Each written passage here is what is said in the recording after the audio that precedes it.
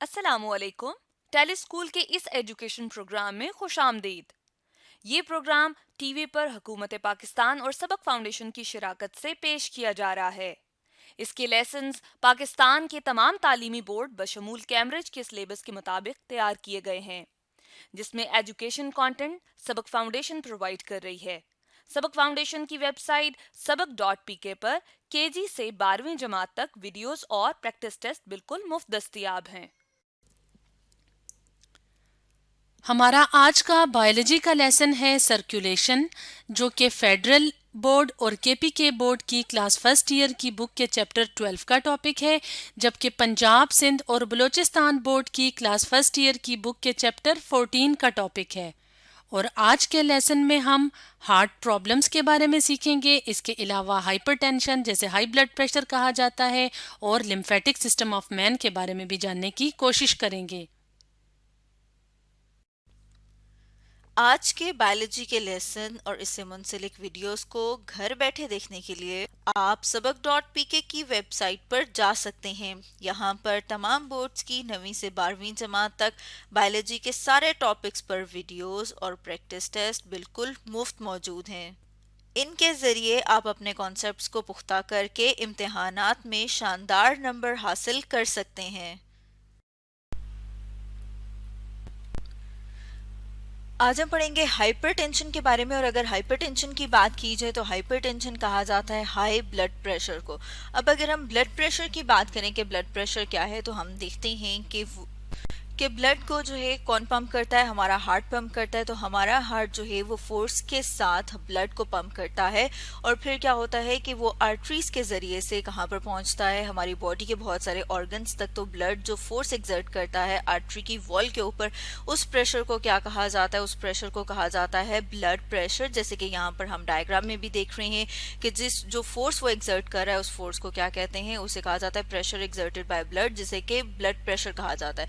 अब अगर हम आर्टरीज की बात करें कि आर्टरीज क्या होती हैं, तो हम देखते हैं कि आर्टरीज जो हैं वो वाली ब्लड वेसल्स हैं जो कि ब्लड को हार्ट से बॉडी के डिफरेंट ऑर्गन्स तक लेके जाती हैं। जैसे कि यहाँ पर हम देख रहे हैं कि हार्ट से जो लेके जा रही हैं ब्लड वेसल्स ब्लड को डिफरेंट ऑर्गन्स तक, उन्हें क्या कहा जाता है? उन्हें आर्टरीज कहा जाता है। तो जैसे कि यहाँ पर हम डायग्राम में भी देख रहे हैं कि फोर्स ऑन आर्टरीज अगर वो ज्यादा होगी तो उसकी वजह से क्या होगा कि डैमेज होगा।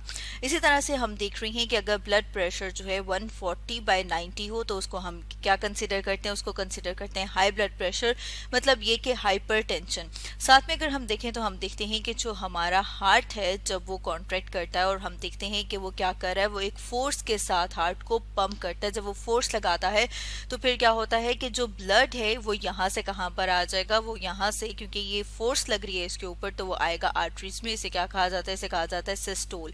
इसी तरह से हम देखते हैं कि जब हार्ट जो है वो रेस्ट पे होता है तो उसे क्या कहा जाता है? डायस्टोल।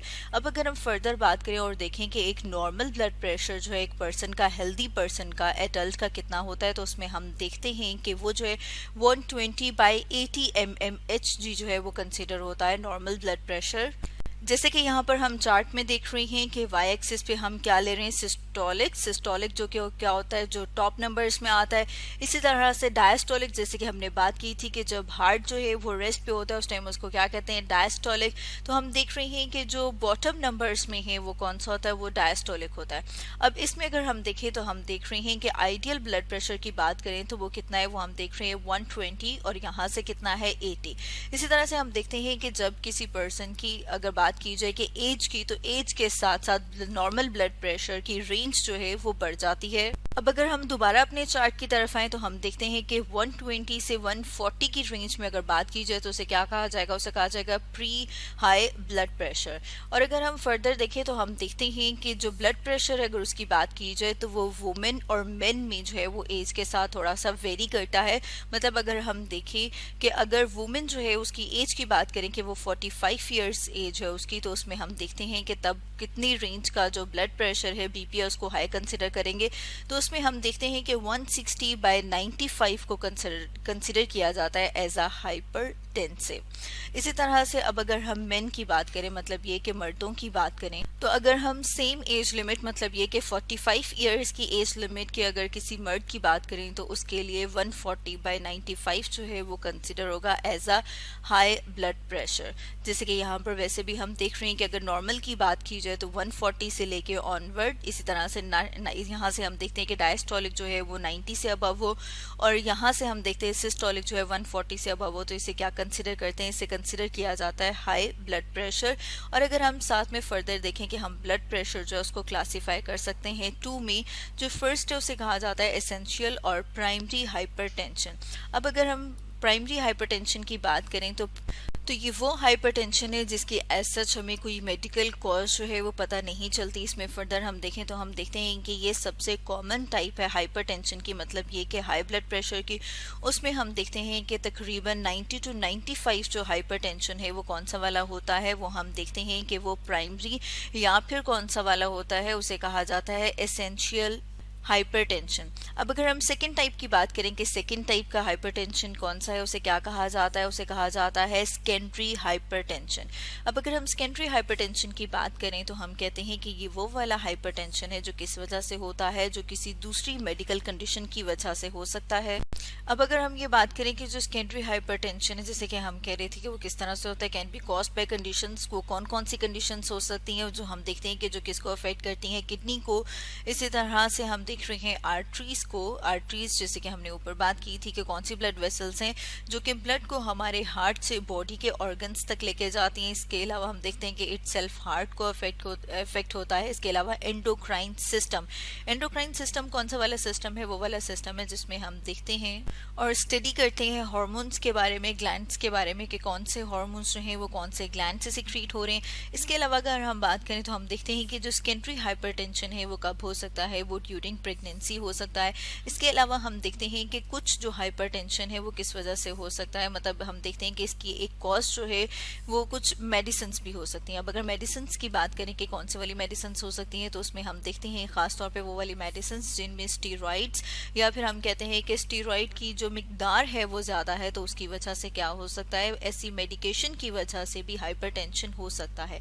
अब अगर हम फर्दर इनके सिम्टम्स की बात करें कि अगर किसी पर्सन को हाइपरटेंशन है तो वो उसके सिम्टम्स क्या क्या हो सकते हैं, तो उसमें हम देखते हैं कि क्या हो सकता है, उसकी विजन जो है वो डबल हो सकती है, डिजीनेस हो सकता है। अब जब विजन डबल होगी, डिजीनेस होगा, तो क्या होगा कि उसको कन्फ्यूजन होगी।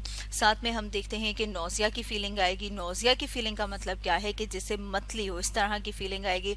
और इसके अलावा क्या हो सकता है, वॉमिटिंग। और इसके साथ साथ अगर हम देखें तो जैसे कि यहाँ पर डायग्राम में हम देख रहे हैं कि क्या होता है, हेडेक। हेडेक का मतलब क्या है कि सर दर्द होता है। इसके अलावा जैसे कि हम बात कर रहे थे कि डबल विजन होता है, तो वो किस वजह से होता है, क्योंकि रेटिना जो है वो अफेक्ट होता है। और जब रेटिना अफेक्ट होता है तो रेटिना के अफेक्ट होने की वजह से जो विजन है वो डिस्टर्ब हो जाती है। और जब विजन डिस्टर्ब हो जाती है तो फिर इस वजह से उस पर्सन को जिसको हाइपरटेंशन है उसके अगर हम सिम्टम्स की बात करें तो उसको डबल विजन होगा, जैसे कि यहाँ पर हम डायग्राम में देख रहे हैं। अब अगर हम कॉजेज़ की बात करें कि वो कौन कौन सी कॉजेज़ हैं जिसकी वजह से हाइपरटेंशन जो है वो हो सकता है, तो उसमें सबसे पहले जो हम देख रहे हैं वो क्या है, स्ट्रेस। मतलब कि अगर स्ट्रेस लेंगे तो वो क्या है, वो एक वजह बन सकता है हाइपरटेंशन की। इसके अलावा ओबेसिटी, मोटापा। इसके अलावा अगर हम डिजीज़ की बात करें तो हम देखते हैं कि डायबिटीज़ जो है उसकी वजह से भी क्या हो सकता है, हाइपरटेंशन। जैसे कि हमने ऊपर बात की थी कि एज के साथ साथ जो ब्लड प्रेशर है वो उसकी रेंज जो है वो बढ़ जाती है, तो एज भी एक फैक्टर है। इसके अलावा हम देखते हैं हेरिडिटरी का मतलब ये है कि ये विरासत में भी हो सकता है। मतलब ये कि अगर दोनों पेरेंट्स को है, या फर्दर हम देखते हैं कि ग्रैंड पेरेंट्स को है, या पेरेंट्स में से किसी एक को है, तो फिर उसकी वजह से क्या होगा कि फर्दर उनके जो ऑफस्प्रिंग्स हैं, उनके जो बच्चे हैं, उनमें हाइपरटेंशन के, हाई ब्लड प्रेशर के जो चांसेस हैं वो बढ़ जाते हैं। इसके अलावा अगर ऐसी डाइट लेंगे जिसमें कि नमक बहुत ज़्यादा है या अनहेल्दी डाइट है, तो उसकी वजह से भी हाइपरटेंशन के होने के चांसेस बढ़ जाते हैं। इसके अलावा अगर हम और फैक्टर्स और कॉजेज़ की बात करें तो हम देखते हैं कि अल्कोहल कंजम्पशन और इसके अलावा जो स्मोकिंग है वो भी क्या हो सकता है, वो भी एक कॉज हो सकती है हाइपरटेंशन की। अब अगर हम फर्दर साथ में बात करें तो हम ये देखें कि हाइपरटेंशन की वजह से हमारी बॉडी के फर्दर जो ऑर्गन्स डैमेज होते हैं, या फिर ये केस की वजह से और क्या क्या नुकसान होता है। तो उसमें जैसे कि हमने ऊपर देखा था कि रेटिना जो है वो इफेक्ट होता है। जब रेटिना इफेक्ट होगा तो उसकी वजह से क्या होगा, ब्लाइंडनेस। मतलब ये कि नज़र पे फ़र्क पड़ेगा, सही तरह से नज़र नहीं आएगा। इसी तरह से अगर हम बात करें तो हम देखते हैं स्ट्रोक। स्ट्रोक जैसे कि यहाँ पर हम देख रहे हैं कि ब्रेन में क्या होगा, जैसे यहाँ पर हम देख रहे हैं कि ब्रेन में ब्लॉकेज की वजह या हाई हम कह रहे हैं कि ब्लड प्रेशर की वजह से क्या हो सकता है, स्ट्रोक हो सकता है। इसके अलावा हम देखते हैं कि हार्ट अटैक हो सकता है, हार्ट फेलियर हो सकता है और किडनी फेलियर हो सकता है। ये क्या है, ये हमने देखा कि डैमेज जो किस वजह से हो सकता है, हाई ब्लड प्रेशर की वजह से। तो स्टूडेंट्स, आज हमने क्या डिस्कस किया? आज हमने डिस्कस किया हाइपरटेंशन के बारे में।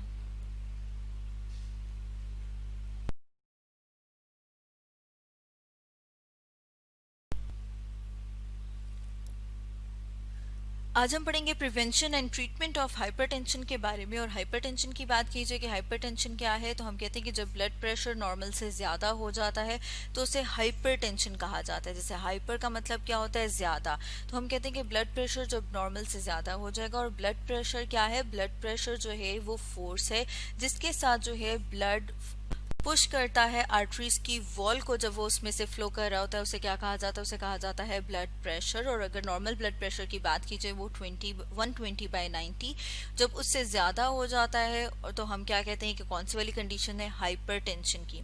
तो हम देखेंगे कि उससे किस तरह से प्रिवेंशन मतलब बचा जा सकता है और उसको किस तरह से ट्रीट किया जा सकता है। तो जैसे कि यहाँ पर हम अपनी डायग्राम में देख रहे हैं कि exercise and maintenance of healthy wait, मतलब ये कि अगर एक्सरसाइज की जाए और अपने वेट को मेंटेन किया जाए तो उसकी क्या हो सकता है कि वो हमें बचा सकता है हाइपरटेंशन से।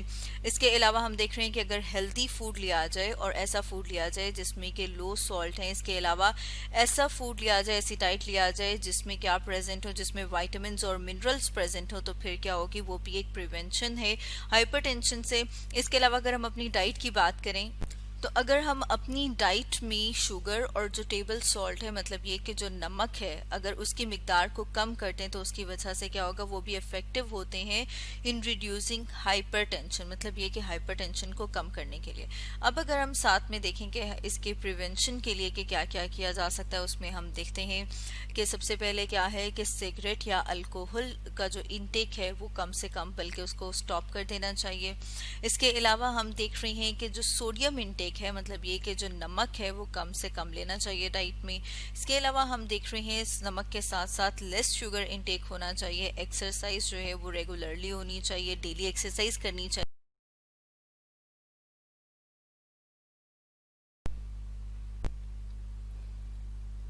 आज हम पढ़ेंगे लिम्फेटिक सिस्टम ऑफ मैन के बारे में। और अगर हम लिम्फेटिक सिस्टम की बात करें तो हम देखते हैं कि ह्यूमंस में जहाँ और बहुत सारे सिस्टम्स हैं, उनमें से एक सिस्टम है जिसे कि लिम्फेटिक सिस्टम कहा जाता है, जिसमें हम फर्दर देखें कि क्या क्या इंक्लूडेड है, उसमें क्या क्या आता है। तो उसमें हम देखते हैं कि लिम्फ है, लिम्फोसाइट्स हैं, लिम्फेटिक वेसल्स हैं। इसके अलावा आप जैसे कि डायग्राम में देख रहे हैं जो बटन लाइक स्ट्रक्चर है जिन्हें कि नोड कहा जाता है, इसे लिम्फ नोड है। इसके अलावा यहाँ पर जैसे कि हम देख रहे हैं टॉन्सिल्स है, स्प्लीन और थाइमस ग्लैंड जो हैं, ये सब मिलकर जो सिस्टम बना रहे हैं उसे लिम्फेटिक सिस्टम कहा जाता है। और आज हम लिम्फेटिक सिस्टम ऑफ मैन को स्टडी करेंगे। तो हम ये बात कर लेते हैं कि जब ह्यूमन की बात करें तो उसमें हम देखते हैं कि तकरीबन जो 1/6 उनकी बॉडी है उसमें अगर देखें तो उसमें हम देखते हैं कि उनके सेल के दरमियान स्पेसेस मौजूद हैं जिन्हें कि इंटरस्टिशियम कहा जाता है। और उनकी बॉडी का 1/6 हिस्सा जो है वो उन स्पेसेस पर मुश्तमिल है। तो अगर हम साथ में डायग्राम देख लें स्पेसेस की, तो जैसे कि यहाँ पर हम डायग्राम में देख रहे हैं कि टिश्यू के दरमियान में जो जगह है उस जगह को इंटरस्टिशियल स्पेस कहा जाता है। और उस पे जो फ्लूइड मौजूद है उस फ्लूइड को कहा जाता है, मतलब हम कह रहे हैं कि इन स्पेसेस में जो फ्लूइड है उसे इंटरस्टिशियल फ्लूइड कहा जाता है। और अगर इस फ्लूइड की बात करें कि ये जो इंटरस्टिशियल फ्लूइड है ये आता कहाँ से है, तो इसमें जैसे कि यहाँ पर हम डायग्राम में देख रहे हैं कि क्या प्रेजेंट है, कैपिलरी बेड। और कैपिलरी बेड की बात करें तो हम देखते हैं कि जब आर्टरीज डिवाइड होकर आर्टेरियोल्स और फर्दर जब ब्रांचेस अराइज होती हैं और जब ये नेटवर्क हम देख रहे हैं इस तरह का बनता है तो इसे क्या कहा जाता है, इसे कैपिलरी बेड कहा जाता है। अब हम देख रहे हैं कि यहाँ पर कैपिलरी बेड को फर्दर एक हिस्सा जो है इनलार्ज करके दिखाया हुआ है, जिसमें हम देखते हैं कि फ्लूइड जो है वो ब्लड से निकल कर कहाँ पर आ जाता है, इन खाली जगहों पे आ जाता है, जिसे कि इंटरस्टिशियल स्पेस कहा जाता है। तो हम कह सकते हैं कि ये क्या किस तरह से आया है, ब्लड से फिल्ट्रेशन की वजह से, या फिर हम कह रहे हैं कि ब्लड से डिफ्यूज हो गया है। अगर हम फर्दर इस कंपोजिशन की बात करें कि यहाँ पर जो फ्लूइड मौजूद है इसकी क्या कंपोजिशन है, तो इसमें हम देखते हैं कि ये जो इंटरसेलुलर फ्लूइड प्रेजेंट है इसकी कंपोजिशन जो है वो तकरीबन सेम होती है प्लाज्मा से। अब अगर प्लाज्मा की बात करें तो प्लाज्मा में हम देखते हैं जो कलरलेस फ्लूइड होता है ब्लड में, वो अगर उस पोर्शन जो उसका होता है जो कि कलरलेस होता है, अगर हम उसको सेंट्रीफ्यूज करें तो उसमें प्लाज्मा सेपरेट हो जाता है, तो उसे क्या कहेंगे कि वो प्लाज्मा है। उसमें अगर हम फर्दर बात करें कि इसमें क्या क्या मौजूद है, तो उसमें हम देखते हैं वाटर, अमाइनो एसिड, जैसे कि यहाँ पर हम देख रहे हैं कि अमाइनो एसिड फर्दर क्या करते हैं, जो मिल के प्रोटीन बनाते हैं। इसके अलावा हम देखते हैं ऑक्सीजन और ग्लूकोज। ये कहाँ पर आ रहा है, ये हम देख रहे हैं कि ब्लड कैपिलरी से एरो क्या शो कर रहा है कि ये फर्दर आ रहा है इंटरस्टिशियल फ्लूइड के पास और फिर वहां से आता है टिश्यूज के पास, टिश्यू सेल्स के पास। इसके अलावा हम देखते हैं कि फर्दर अगर हम देखें तो ये वेनस के ऊपर हम देखते हैं कि जो वाटर है, कार्बन डाइऑक्साइड और वेस्ट मटेरियल जो है ये वापस ब्लड के पास चला जाता है।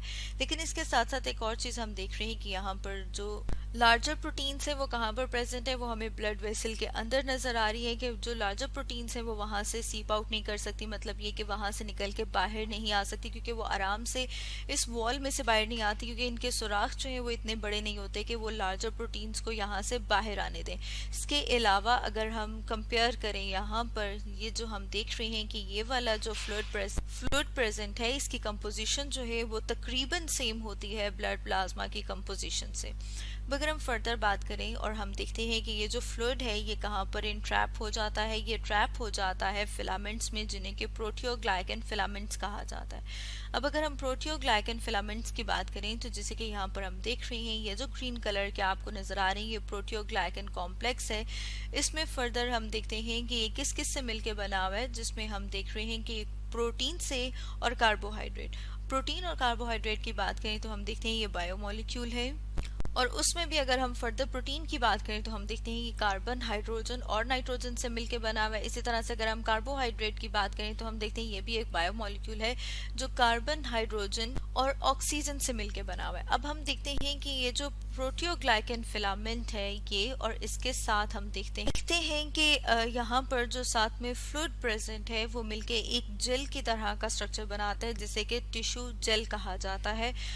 अब अगर हम साथ में इस फंक्शन की बात कर लें कि ये जो इंटरस्टिशियल फ्लूइड है, ऊपर हमने उसकी कंपोजिशन की बात की, अब अगर हम उसके फंक्शन की बात करें कि उसका क्या फंक्शन है, तो उसमें हम देखते हैं कि ये जो जेल की तरह का स्ट्रक्चर बन जाता है।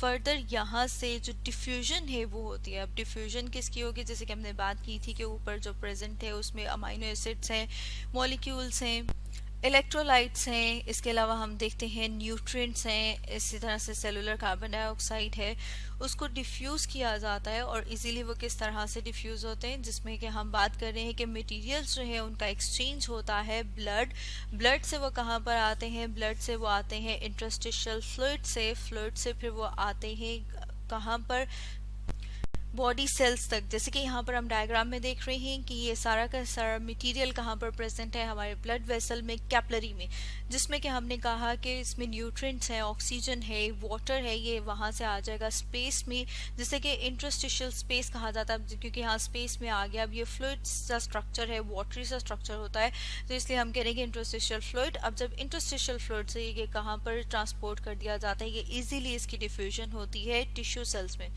डिफ्यूजन की बात करें तो डिफ्यूजन का मतलब ये है कि जब मॉलिक्यूल्स मूव करते हैं हायर कंसंट्रेशन से लोअर कंसंट्रेशन की तरफ, मतलब ये कि जहाँ पर उनकी मिकदार ज़्यादा है, जैसे यहाँ पर इनकी मिकदार ज़्यादा थी तो यहाँ से मूव करके ये कहाँ पर इंटरस्टिशियल फ्लूइड और फिर वहाँ से टिश्यू सेल।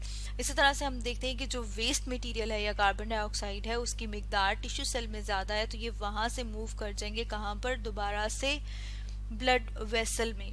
और जो बाकी का एक्स्ट्रा सेलुलर फ्लूइड है या इंटरस्टिशियल फ्लूइड है, अगर उसकी बात करें कि वो कहाँ पर मूव करता है, तो उसके लिए साथ में हम एक और डायग्राम देखते हैं। जैसे कि यहाँ पर हम डायग्राम देख रहे हैं, इस डायग्राम में हम देख रहे हैं कि ये वाली वेसल शो की हुई है। इस वेसल को जो है वो लिम्फेटिक वेसल कहा जाता है, तो हम देख रहे हैं कि जो एक्सेस फ्लूइड है वो आ जाता है यहाँ पर लिम्फेटिक वेसल में। लिम्फेटिक वेसल से इसको दोबारा से पोर कर दिया जाता है हमारी सर्कुलेटरी सिस्टम में, मतलब ये कि हमारे ब्लड में। और जब वो फ्लड जो है वो कहाँ पर आ जाता है, हमारी लिम्फेटिक वेसल्स में, तो उसे क्या कहा जाएगा, उसे लिम्फ कहा जाएगा, जैसे कि हमने पहले भी बात की थी। तो फिर ऑन द होल हम देखें तो ये सब मिलके जो सिस्टम बना रहे हैं, जिसमें कि हमने बात की थी कि ये जो फ्लूइड है दोबारा से मतलब ब्लड से सीप आउट करके आता है स्पेस में, फिर उस वाली स्पेस से जो मटेरियल्स हैं उनका एक्सचेंज होता है, और जो एक्सेस है वो दोबारा से कहाँ पर आ जाता है, दोबारा से वो आ जाता है वेसल्स में, लिम्फेटिक वेसल्स में। तो लिम्फेटिक वेसल्स उसको दोबारा से पोर कर देती हैं हमारे ब्लड में। तो हमने देखा कि जो लिम्फ है, लिम्फेटिक वेसल्स हैं, ये सब मिलके क्या बना रहे हैं, ये हमारा लिम्फेटिक सिस्टम बना रहे हैं। तो स्टूडेंट्स, आज हमने क्या स्टडी किया, लिम्फेटिक सिस्टम ऑफ मेन के बारे में।